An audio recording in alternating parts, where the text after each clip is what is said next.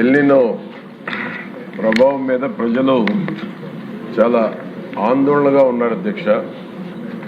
El Niño ప్రభావం పత్రికల్లో వచ్చేటువంటి వార్తలను బట్టి కానీ, శాస్త్రవేత్తలు ఇచ్చేటువంటి స్టేట్మెంట్స్ మీద కానీ వ్యవసాయ కుటుంబాలు అయితే తీవ్రమైనటువంటి ఆందోళన, ఆవేదన చెందుతూ ఉన్నారు అధ్యక్ష.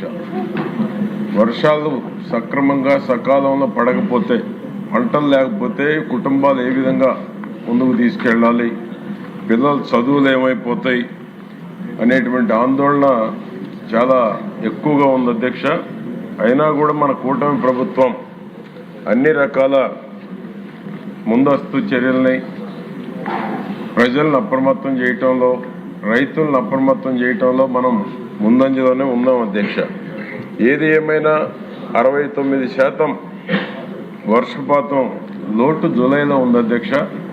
ఆగస్టులో కొంత ఉపశమనం కలిగినప్పటికి కూడా జూలైలోనే 105 కరువు మండలాలు గాను 208 మండలాల్లో ఒక మోస్తరు కరువు పరిస్థితులు ఉన్నాయనేటువంటిది డిపార్ట్మెంట్ కూడా ఒక అధ్యయనం చేయటం, దాంట్లో హై రిస్క్ మండలాలు కూడా ఒక 122 మండలాలుగా కూడా గుర్తించడం జరిగింది అధ్యక్ష.